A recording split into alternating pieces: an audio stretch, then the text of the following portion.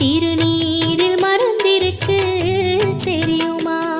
அதை தினம் அணிந்தால் புகழிருக்கு புரியுமா?